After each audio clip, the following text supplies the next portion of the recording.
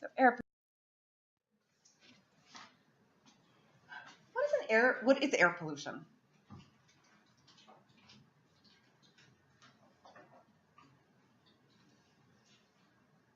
How would you define it? And there's things in the air that shouldn't be there. Things in the air that shouldn't be there. It's usually the presence of chemicals, usually against chemicals, that exist in a high enough concentration. Also the disproportionate amount of chemicals or of molecules that are found in the atmosphere. So they're going to exist at a high enough level that they harm humans or other organisms or ecosystems or human-made materials and objects. So acid rain is the result of air pollution. Acid rain hurts ecosystems, sure, but it also destroys limestone, which makes it air pollution because it destroys human objects as well. How about air pollutants? That one's simple. Things that cause air pollution. There's both outdoor and indoor air pollution. Indoor air pollution includes the things that we're exposed to kind of every day from air pollution in our normal life activities. Outdoors, what you're exposed to outside, yes. Which do you think is worse, and which do you think kills more people every year?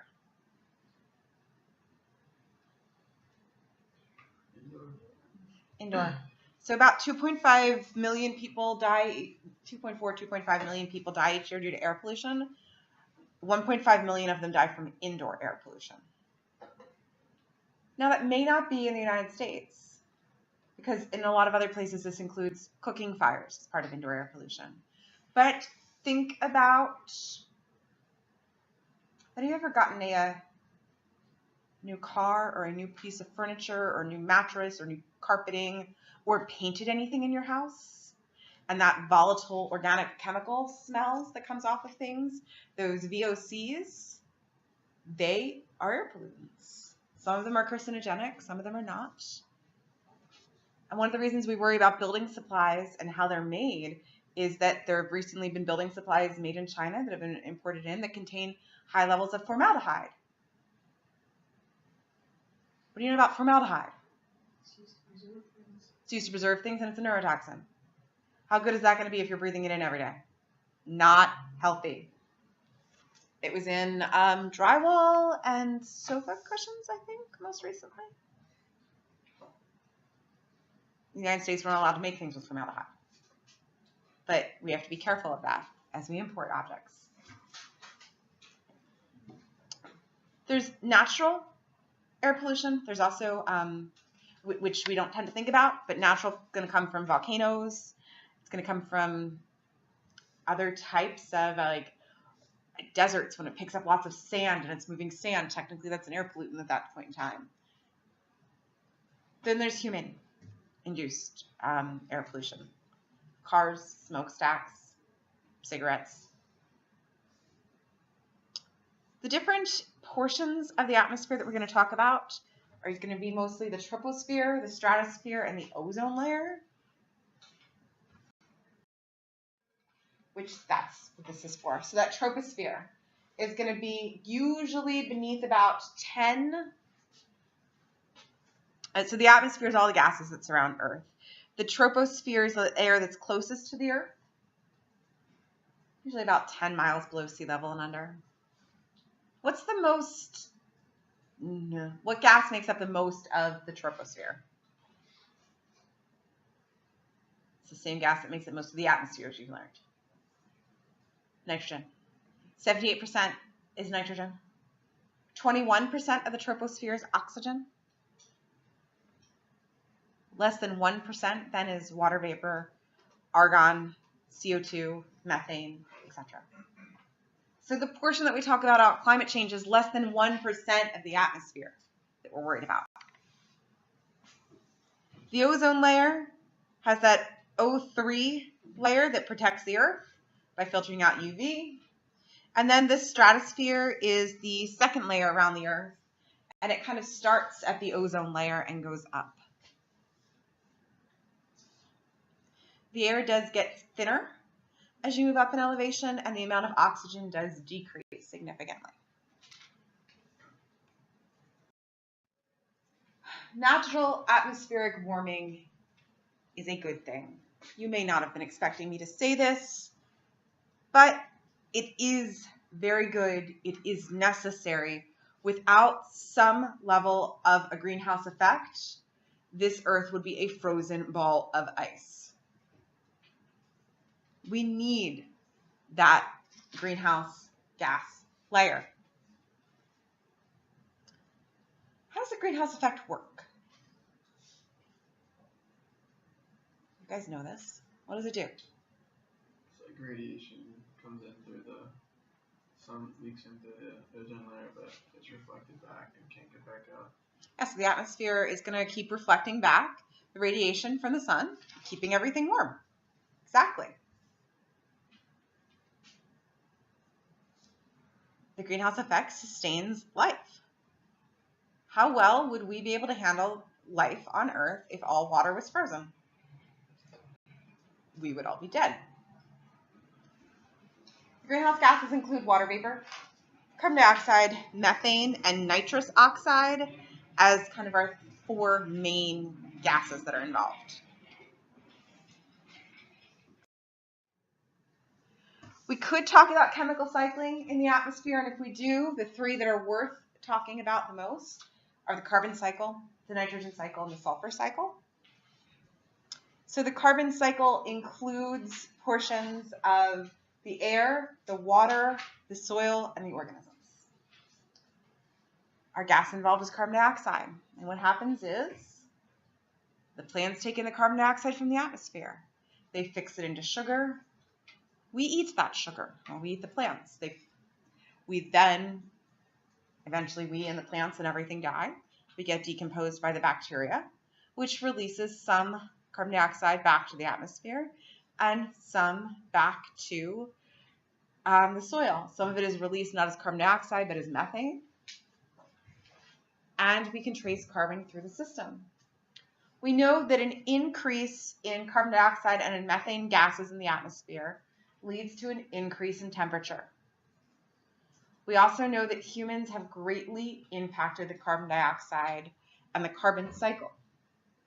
The one that's listed up there is fossil fuel burning.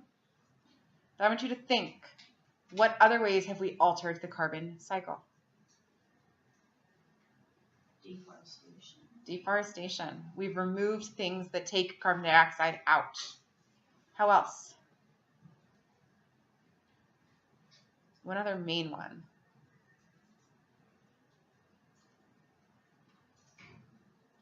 Factory farming and methane production.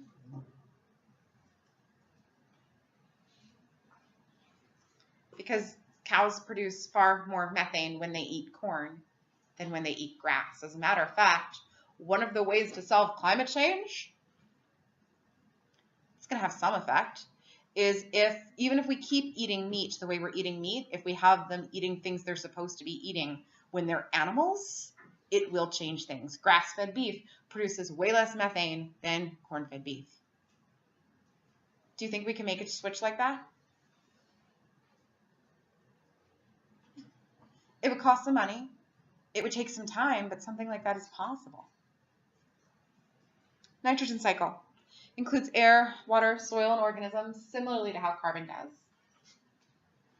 That NO is nitric oxide, the NO2 is nitrogen dioxide, and the N2O is nitrous oxide. Those 3 things are nitrogen pollutants, air pollutants. Nitrous oxide is also what they used to give people at the dentist, the laughing gas. Too much of it is bad. Most of the nitrogen cycle has been altered through agricultural sources and fertilizers, but then also through combustion, because a lot of these are produced through incomplete combustion of fossil fuels during fossil fuel burning. One of the reasons that you have such a large exhaust system on your cars is in order to reduce the amount of incomplete burned fuels that go into the atmosphere. Then we have our sulfur cycle, which includes the air, the soil, and the bacteria. Sulfate and hydrogen sulfide are our two main air pollutants, and they derive mostly from burning soil-rich coal and oil. Sulfur is in the rocks and the minerals in the earth. It's also in the rocks and minerals under the ocean. And it is naturally cycled. But when these are in the atmosphere, it's kind of unnatural the way we've been having it. The main way to stop this is pretty simple. We stop burning sulfur-rich fuels, and we burn things that are low in sulfur. And we also change the way that we smelt metals. So here's our nitrogen cycle again, and our sulfur cycle. You don't need a lot of sulfur, but you need some, because what types of things are sulfur in your bodies?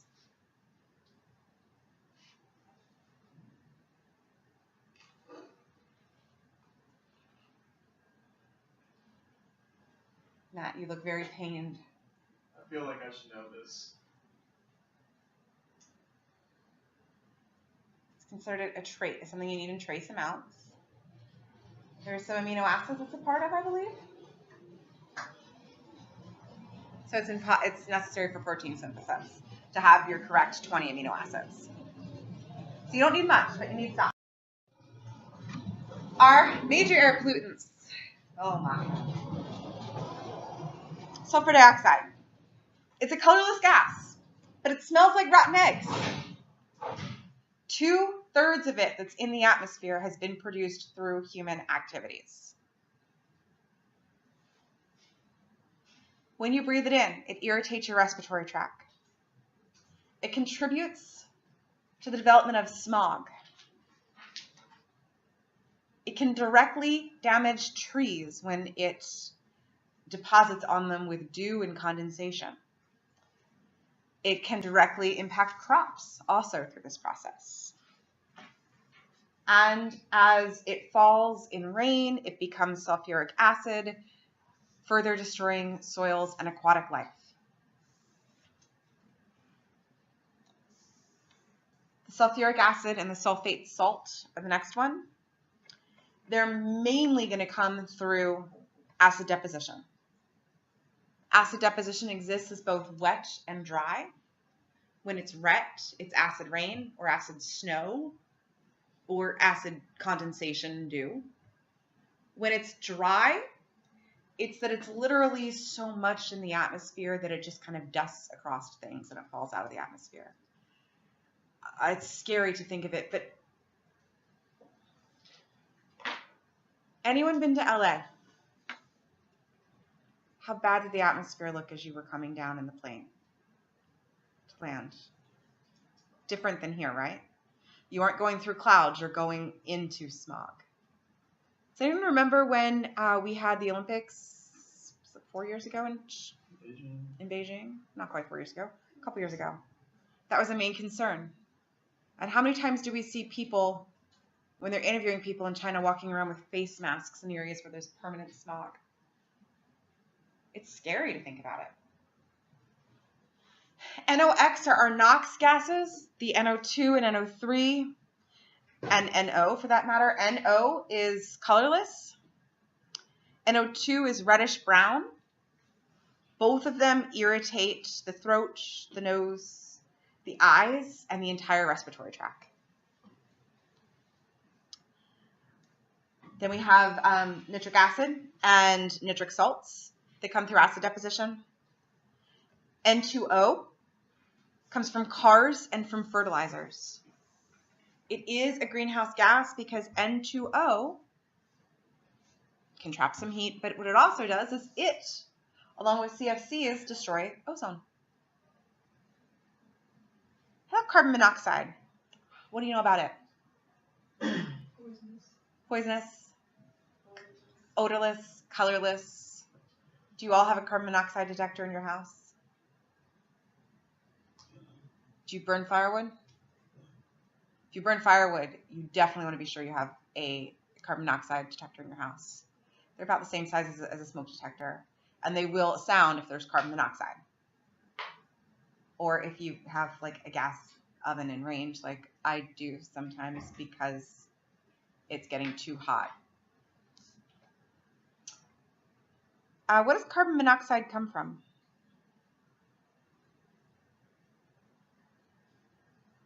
Why would it matter that you should have it if you burn firewood?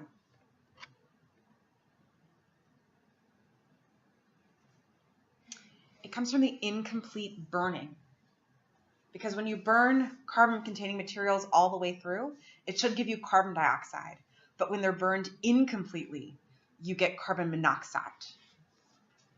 So that's why it's especially important if you have heating oil that you're burning in the house or wood that you're burning in the house that you have a carbon monoxide detector.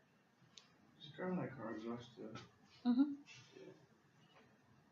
That's why you like don't leave your car running like that. Yes, absolutely. One of the main reasons you don't leave your car running in a garage ever. Also, why if you're going to dig out your car in an area with a lot of snow, you dig out the tailpipe before you turn it on to use the defrosters is so that it doesn't fill the car that way, because it can happen. It's rare, but it happens. And CO2, you know, it's a greenhouse gas that contributes to climate change. It's augmented by human sources. How about ozone?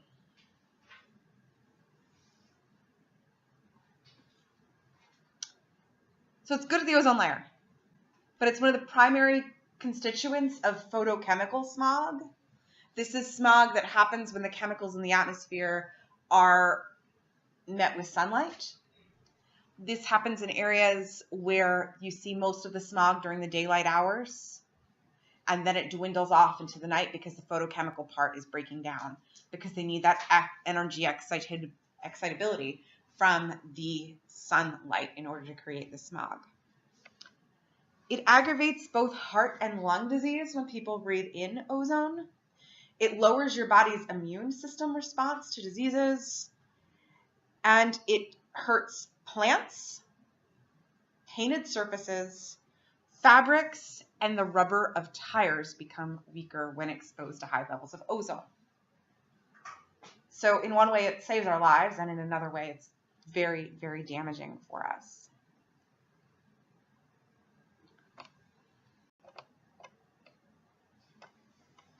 What does VOC stand for? Volatile organic compounds. Yep.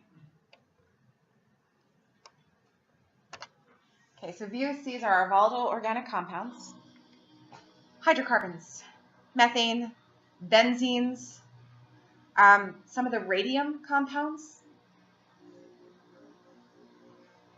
Some are related to climate change. Some are related to photochemical smog.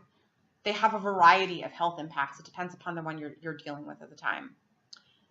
In Pennsylvania, radium testing and radon testing is really the big thing that we do in a lot of properties here, because Pennsylvania has high levels of radon, and they test it by hanging something in your basement for a bit and then seeing whether or not there's a high enough level of radon. If there is a high level of radon, you have to tell the people that are going to be purchasing the property about it, and that can actually go into voiding a house sale if they discover there's radon and they didn't know there was, because radon is particularly dangerous to small children. It's radioactive. Particulate matter. Who has more problems breathing in the spring than at any other time in the year? Part of it's the allergens, but all those particulate matter. The pollens, the little pieces of grass and things that are floating in the air when people are mowing their lawn. The particulate matter does make things difficult to breathe. Particulate matter is both solid and liquid for this. So sorry to confuse you that air pollution considers small amounts of liquids particulate matter. It disagrees with chemistry. And they stay suspended in the air. Wildfire produces ash, which is particulate matter. Volcanoes, same thing.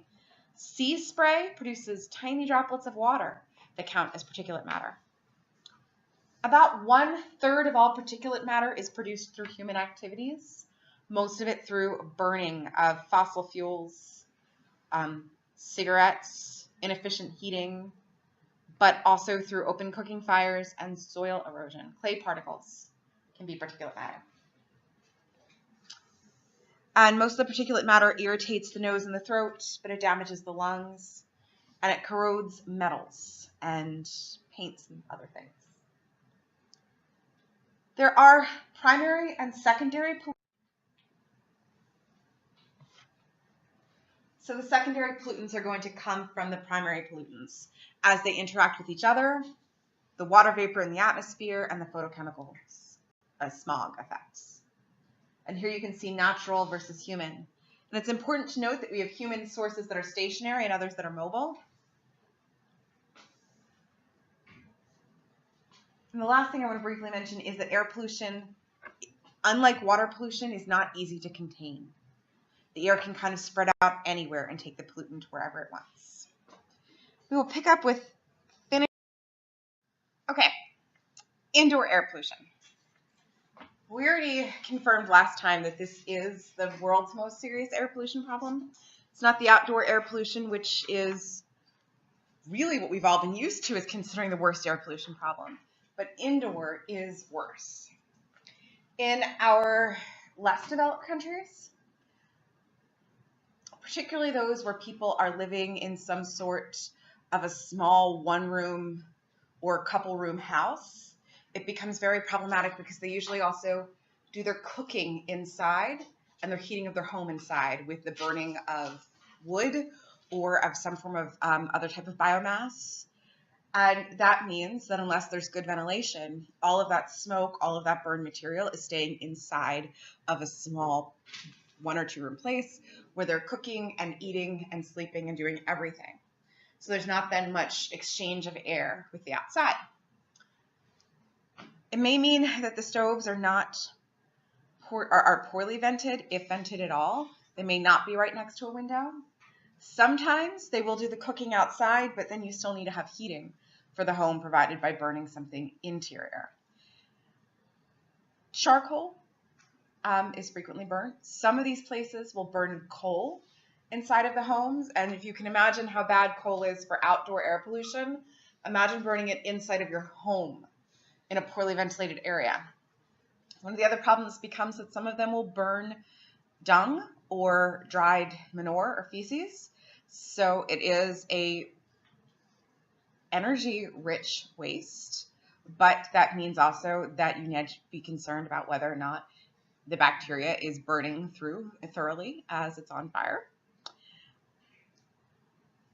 Crop residue is also burnt, which is actually a good use of material that can't be used for food. It makes a nice secondary usage of our crop materials. But then we've discovered that tobacco smoking has been on a decrease in your more developed countries and an increase in your less developed countries because they see cigarettes and cigars sometimes as a status symbol. And it's something that was very important in the United States. Also, if they get a lot of our television from like the 70s and 80s, everybody's smoking. So this is seen as something that is important and good. It's also seen as something to do to pass the time. So then they're having an increase in diseases related to tobacco and cigarettes, cigars, things like that. Here, you have the chemicals in the manufacturing and building materials that are the big problems, but also our home cleaning supplies can be problematic. Do any of you have asthma? Is it made worse by cleaning supplies smells? So you're okay with things like Lysol and everything else, wiping things down. How many of the rest of you, if you're using really strong smelling chemicals for cleaning, feel like you're having a breathing reaction? Okay, a couple people. Would you buy a sofa made of formaldehyde foam? Does it surprise you that we can have formaldehyde in our furniture and our flooring materials?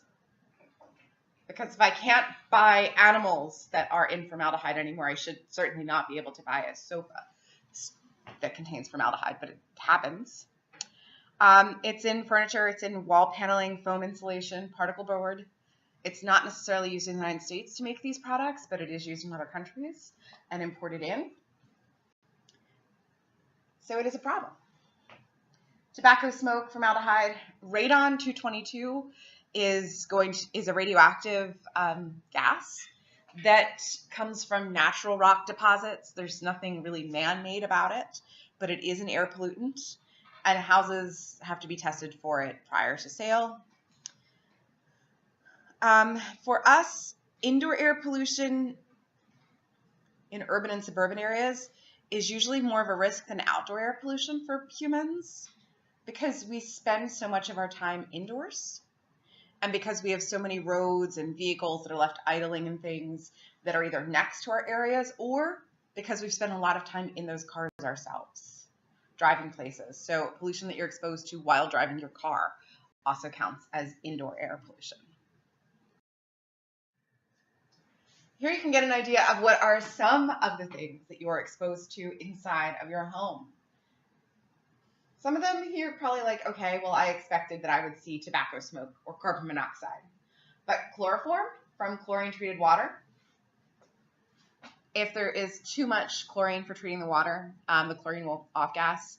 It's normally fine. There are very, very, very rare instances where it is at high enough levels to be a problem. And that's why water that comes from the water plants that supply your houses with water, they treat it with chlorine as a last step for purification, but it is tested constantly to be sure that this is not above the appropriate level. There's particulate matter, pollen, pet dander, dust mites, smoke particles from cooking or from fire burning, asbestos. What do you have to do if you want to remove something from a home that contains asbestos?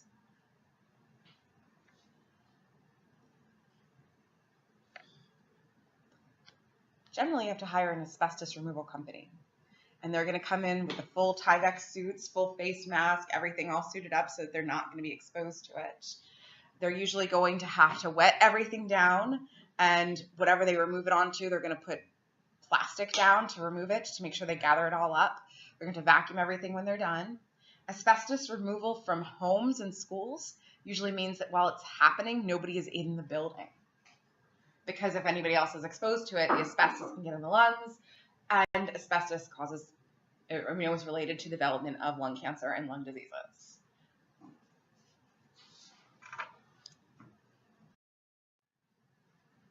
Let's go back outdoors, one you're also familiar with, the concept of industrial smog. What does smog mean as a word?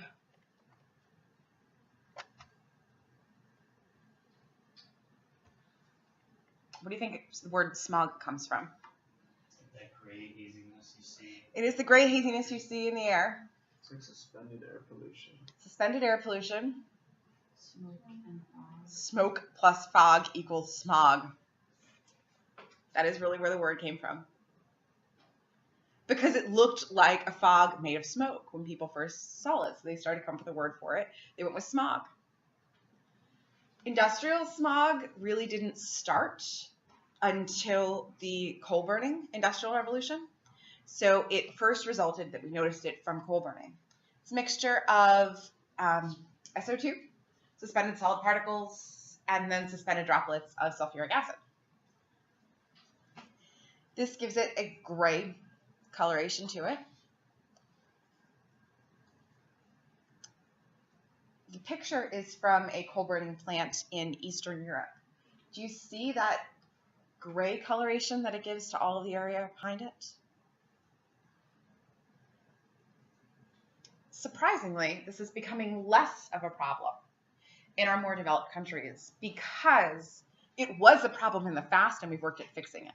This isn't to say that it was never a problem for us. This is because we've made giant steps forward in fixing it. Part of it is because we've developed pollution control technologies. There are these things called scrubbers that we put into our smokestacks, and I'll have a slide about that in a little bit. We've also made our smokestacks taller. That means that it's going to put the pollution further up into the atmosphere, and it's going to go further away. So it's going to make it more diffuse. The US, however, developed policies. We switched to low sulfur coal. We pioneered the use of scrubbers in our smokestacks and all sorts of other things. We've been a model for other countries on how to reduce air pollution from industrial sources. This is one of the things where environmentally we are a leader. And it does seem to be true that we are one of the countries that when we've made regulation, we make countries get up to it. The technologies and rules that we use are adapted by later other countries. In India, Asia, and Eastern Europe, this is becoming a growing problem because it is more expensive to build plants that contain the scrubbers and the pollution control technologies. And they are trying to create enough electricity to keep up. Okay, so these things are all going to react together with sunlight. The VOCs, the NOx, ozone, and sunlight exposure. It reaches its peak in the late morning. Why do you think in the late morning?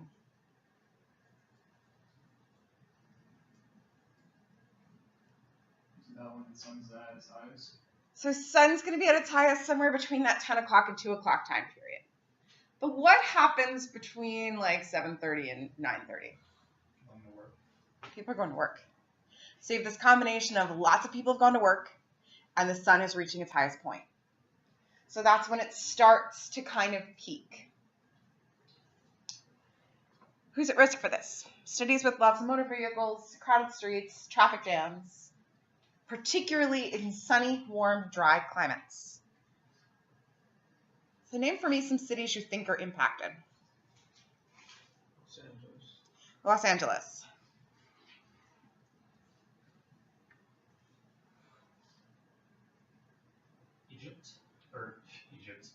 Cairo. Cairo. Could be. Dubai. Could be.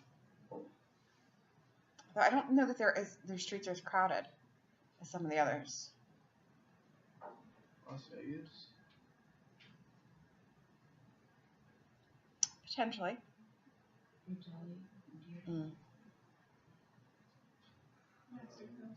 Mexico City's probably at the top of the list. Beijing. Beijing. Denver. Surprising, because it's not perhaps warm, but it is surrounded by mountains and sunny. Salt Lake City, same reason as Denver. Sao Paulo in Brazil, Buenos Aires in Argentina, Santiago, Rome, Shanghai, Bangkok, Tokyo, and Jakarta. Jakarta's in Indonesia, and also Sydney, Australia. So it's a pretty interesting list of cities in different countries. Those are some of our top cities that are impacted by this. You all named some other ones that are impacted by this. And some of that list, I think, surprised you. And others, how many of you would have thought Bangkok and Santiago perhaps didn't have enough cars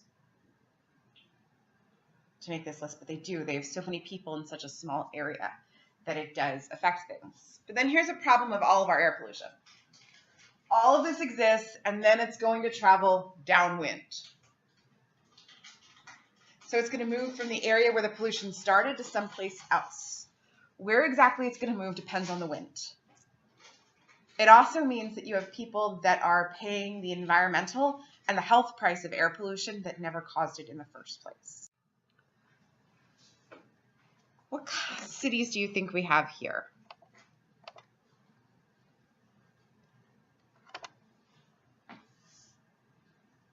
Los Angeles, and then we have Santiago. And you can see in Los Angeles the smog pretty clearly. And if you look, you can see it down here at the bottom of the mountains. One of the major risks in forming these areas of smog is being in a mountain area. Because when you're in an area surrounded by mountains, there is a decreased turnover in the atmosphere. So the air stays trapped over the city, and we get these time periods.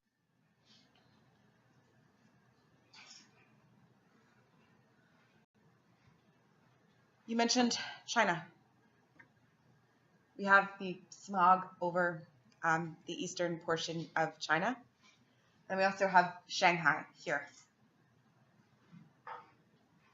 South Asia is remarkably polluted when it comes to air pollution. India, Bangladesh, China, portions of the Indian and Pacific Ocean have this large brown cloud of air pollution over them. It's a combination of soot from incompletely burned materials, acids, organic compounds, also heavy metals, particularly lead and mercury, are suspended in them as well. It comes from the burning of coal, of fossil fuels, and of wood, contributing smoke and ash, which allow these small particulates for things to settle upon. So we're pretty clear that this is going to hurt human health, right? What do you think it does to the environment? What do you think it does to plants? Matt's voting that it kills them. Decreases the amount of sunlight they can get. It decreases the amount of sunlight that they're going to get, which is going to, in turn, decrease the amount of photosynthesis they're capable of doing, which decreases growth. It can physically hurt plants.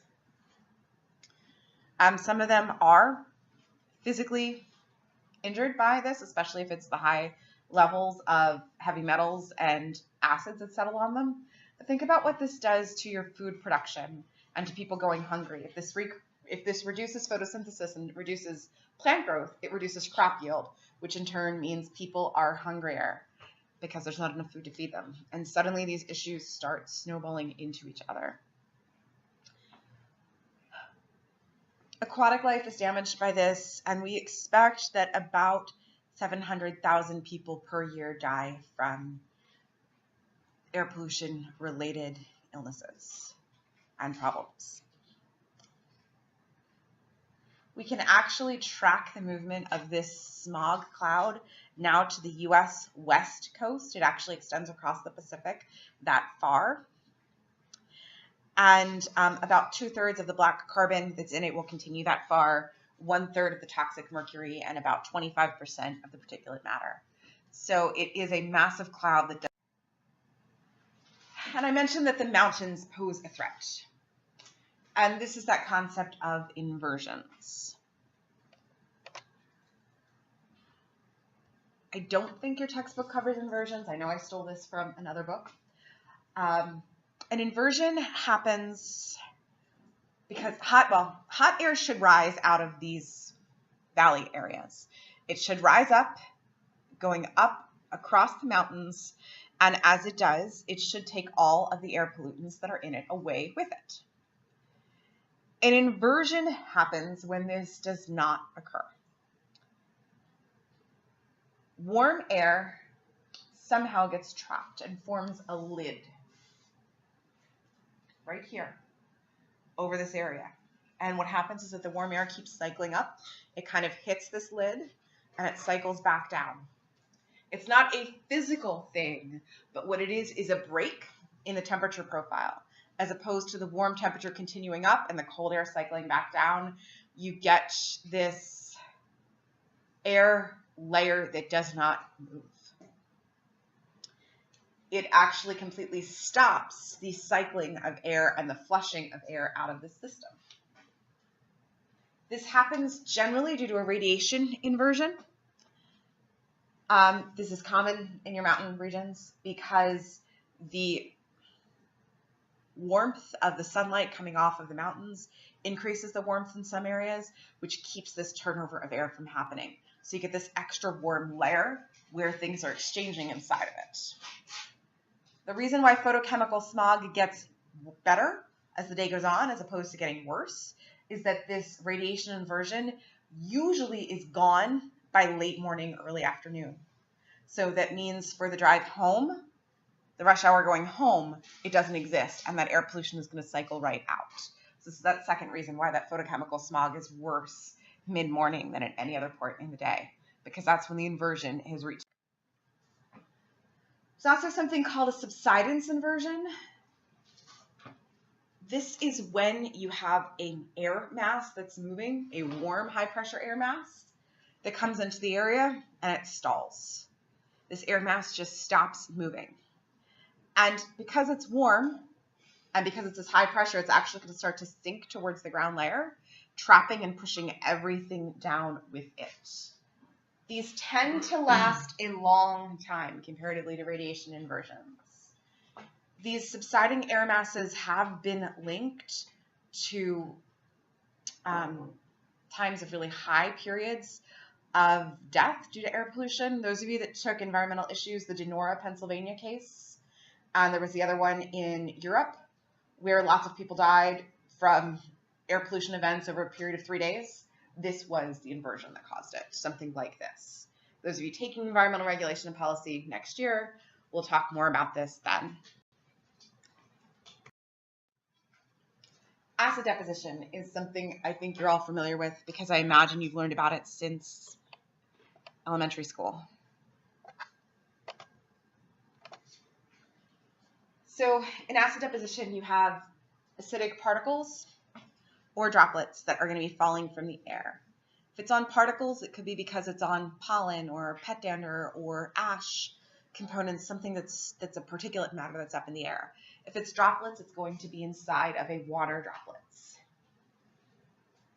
It's going to be from usually sulfuric acid or from any of the forms of the nitrogen acids, especially nitric acid. See, both of these get into the atmosphere from coal, from burning of oil, and other types of fossil fuels.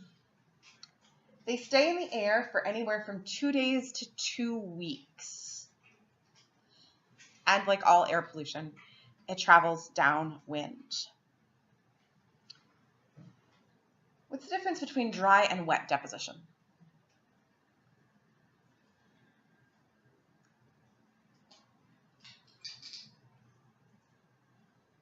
What is wet deposition?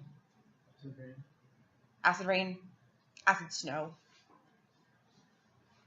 What do you think dry is?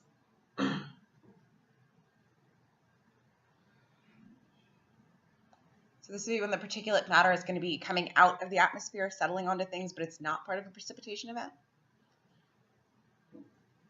Because if they're on particulate matter, it can fall out of the atmosphere. It can also, as the air is moving through an area that is wet, it can absorb is not the right word, but that's the word I'm going to use. Absorb onto the dew droplets or other things as the air moves through an area.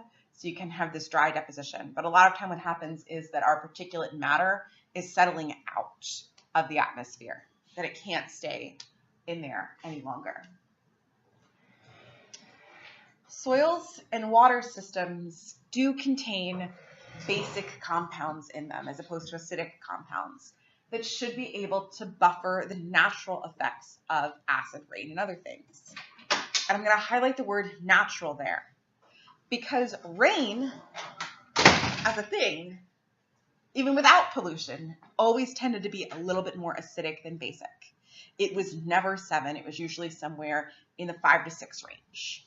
But there was enough basic material in the soils to be able to neutralize it as it fell.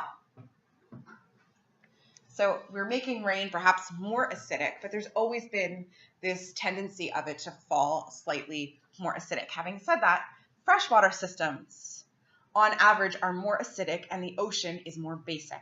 That's just the way that our water systems work.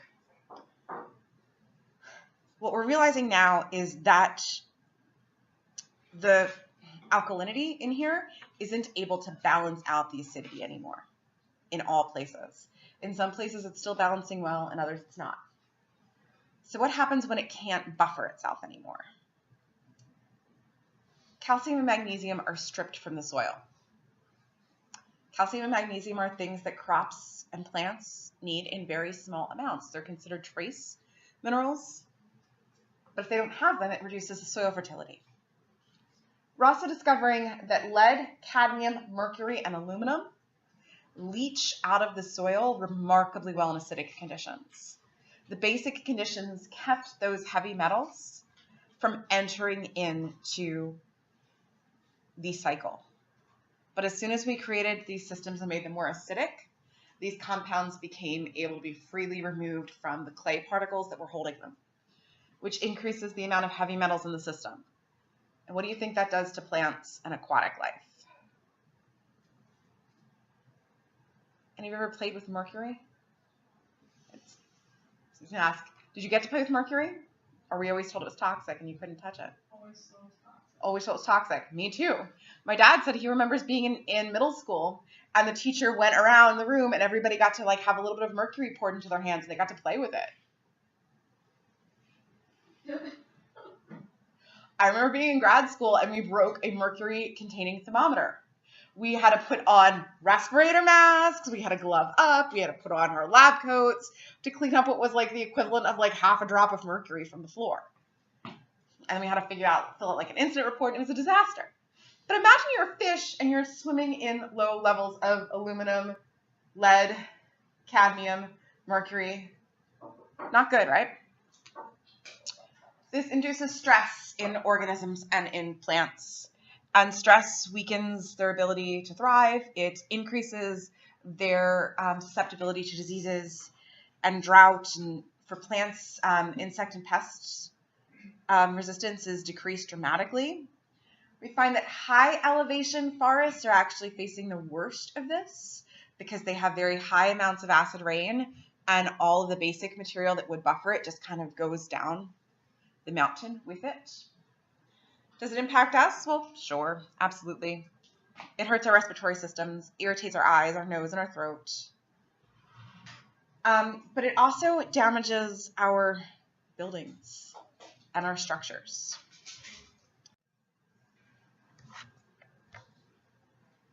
Acid rain destroys statues and tombstones. So if you can't get people to care because of the ecosystems, sometimes you can get them to care because of this. And I fully believe that anything we can do to get them to care is worthwhile.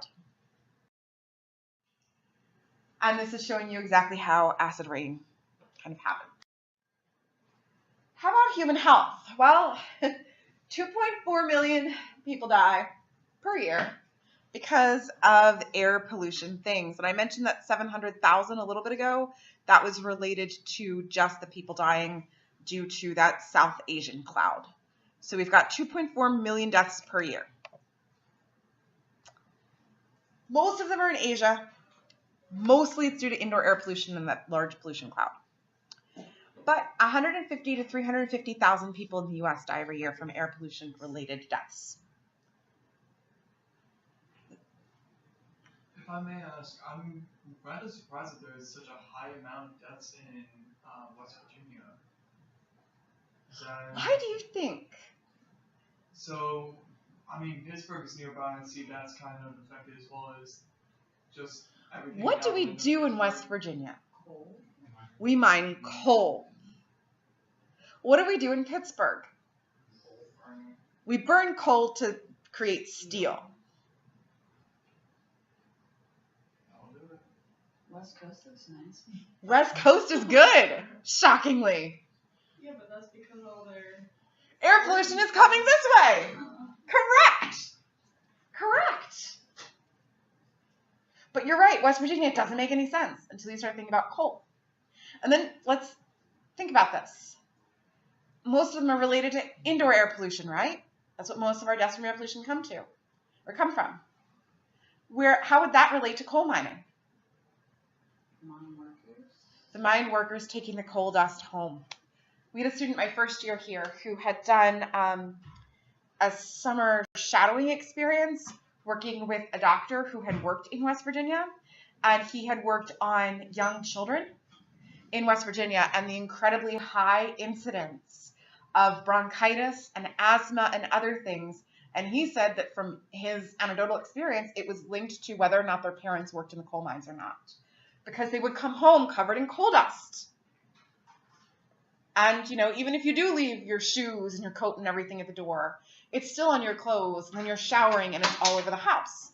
So coal dust is why we have these areas of high coal burning and things like that. The people that are most likely to die in the United States from air pollution, children under 5, the elderly, pregnant women, people who smoke, factory workers, and people with compromised respiratory systems. The smoking makes sense. The rest don't. But it's related to the air pollution you're exposed to. There have been public health studies done that have linked coal dust on parents' clothing to asthma and bronchitis diagnoses directly in young children, which then makes it very difficult because in these towns where that is the main source of jobs, it's also tied to the main source of everything. It's what your health insurance is from. So if you quit your job or you try to do something else to get your child better health care or to remove yourself from the coal, you're going to lose your insurance and other things, and you're probably going to have to end up moving because there may not be other jobs in the area. So coal mining is very problematic from a public health perspective, but it's also problematic from a social perspective because you may not have the option to do something else and stay where you live. Particulates are really dangerous. Who's allergic to pets? Anybody? What do you, cats, dogs? Cats. What happens if you're around somebody's cat for too long? I mean, I have a cat.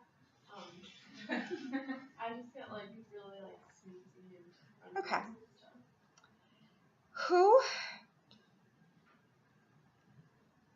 Anybody when you're around a campfire start coughing a lot? So you get the smoke in your lungs. Sometimes a little particulate matter will get in there too. Now, particulates, they're really dangerous. Why do you think particulate matter in your lung is really dangerous? It's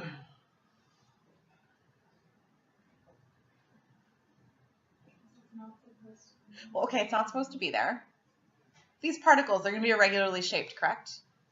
They're going to be able to cut or otherwise physically damage the lung. They may become trapped in there, and unlike the air, if they're trapped, they're not going to readily come back out. Particulate damage over the time leads to higher rates of heart attacks, strokes, and asthma attacks. Why heart attacks, I'm not sure, but particulates in the lungs are linked to higher incidences of heart attack. My assumption is maybe the particles can get in the heart and cause a problem with the blood flow between the heart and the lung, but that could be entirely wrong. So then if you breathe in a lot of particulate matter, is that just always there? Some of it will cleanse back out, but some of it could be trapped. Your lungs, and let's say you were to develop, I don't know, bronchitis or something, and you're able to clear a lot of mucus out of your lungs, then you may be able to clear it out that way. And that's what the mucus layer in the lining of the respiratory tract does, is it's supposed to trap the particulate matter, but not everything gets trapped by it.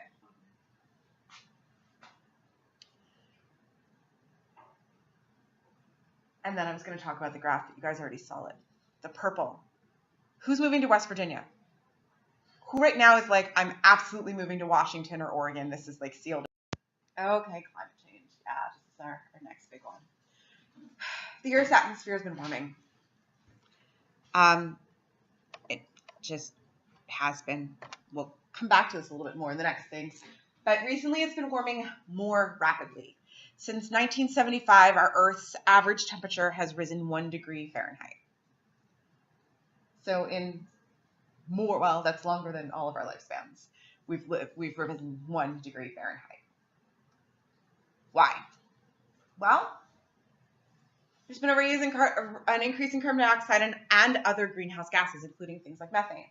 It is related to the burning of fossil fuels, but also the clearing of land, the removing of trees, and other human activities. We expect another 3.6 to 8.1 degrees Fahrenheit, very important Fahrenheit mentioned here, because a lot of the reports talk about 2 to 4 degrees Celsius, so it's important to always check the unit of temperature measurement. And this is just showing you between 1982 and 2007. Anyone want to guess what country we're looking at? It's actually not. I apologize. It is not a country. I should have checked. At first I thought it was. It is an island in Alberta in Canada. But it looks remarkably like Greenland to me. It is zoomed in on an island. And both of these are pictures from the summer. No.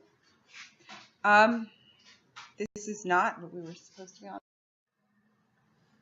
And that is where the ozone finishes. Are not surprising. Two options for fixing air pollution are the same as our two options for everything else. You clean it up or you prevent it. For indoor air pollution, the easiest thing to do is to prevent it. Ban and reduce smoking.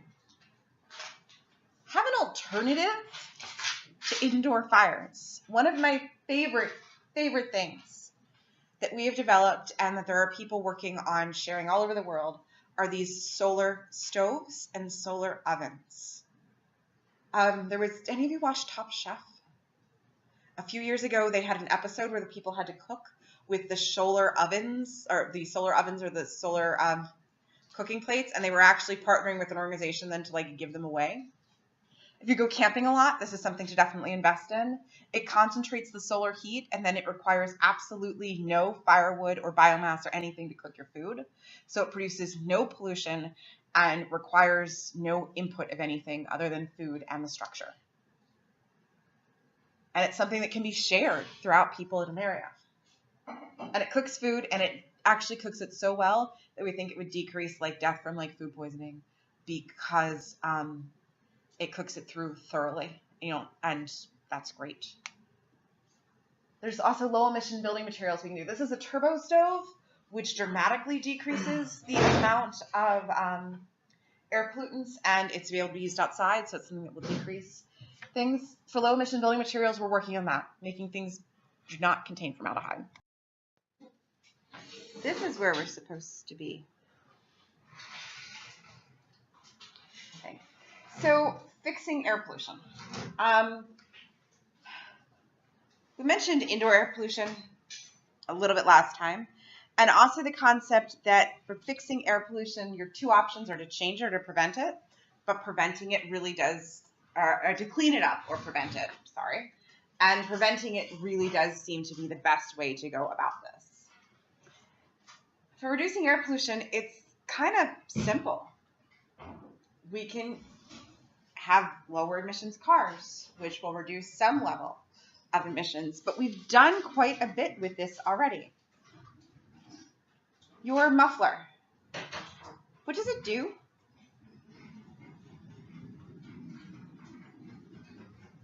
We're fun if anybody knows anything about cars.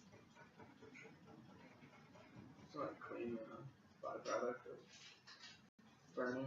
So it's going to help reduce the byproducts from coming out. It's going to give things a larger residence time. Doesn't it make it less noisy? It makes it less noisy as well. So it's less noisy, a longer residence time of everything in there, allowing things to be cleaned out more. What about the catalytic converter? Catalytic converter is also going to be involved in cleaning up the emissions that are going to be coming out the back end of a car. So adding these structures on actually have already lowered emissions rates. And every year, steadily, the number of MPGs is supposed to be going up with our cars.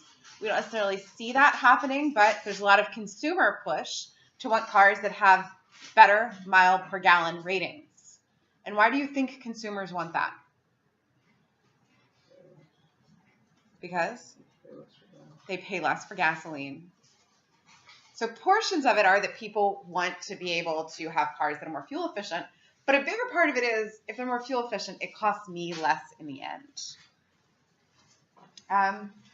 We can reduce our energy use. This can be from a variety of things, but the way that we've been able to do this well is better insulation and more insulation in homes. Dramatically can decrease your heating and cooling costs for a building. High energy efficient lighting, energy efficient appliances. If you live in this area and Pico is your energy supplier, if you get a new Energy Star rated appliance, you get a rebate back. And if you replace an old appliance with an Energy Star appliance, you get an even better rebate back. And they'll pick up your old appliance sometimes for free to get rid of it because it's actually taking up extra energy. So our energy companies are wanting you to be more efficient. You might be a little surprised because that is going to then cost, or it's going to mean less profit for them. But what it also means is less chance of a brownout during the summer and less drain on their electrical area or on their electrical grid because it means that people are using energy more efficiently. We can reduce factory emissions. This is much better than cleanup, and we've already done this by moving towards low sulfur coal. The Clean Air Act was passed in 1970, and more amendments in 1977, 1990, and then, oh gosh, there were some recently. I don't know if it's like 2014, 2015, something like that. It focused on sulfur dioxide, nitrogen dioxide, carbon monoxide, suspended particulate matter, ozone, and lead as the main portions of air pollution it focused on.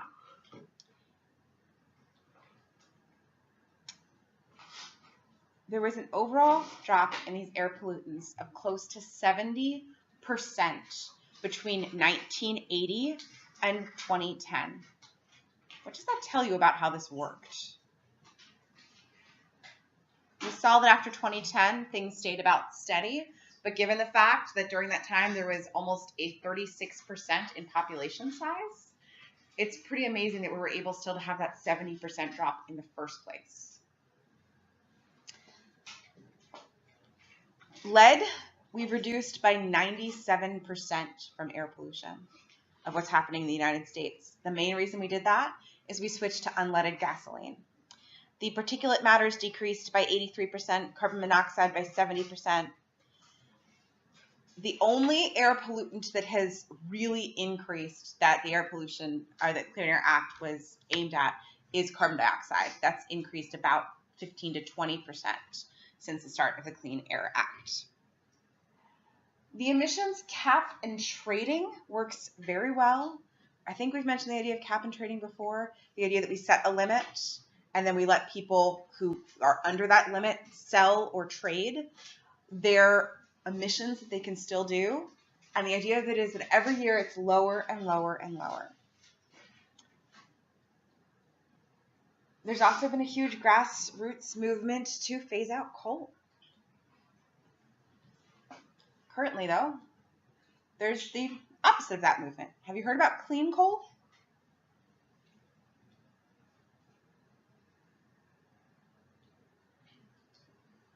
What's clean coal?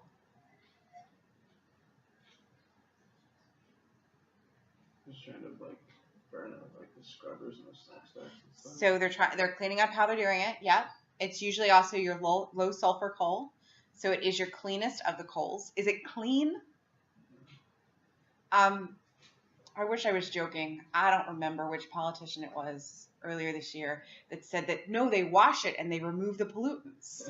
That is not true. Scrubby sheets. You're like, yeah, they wash it, they clean it.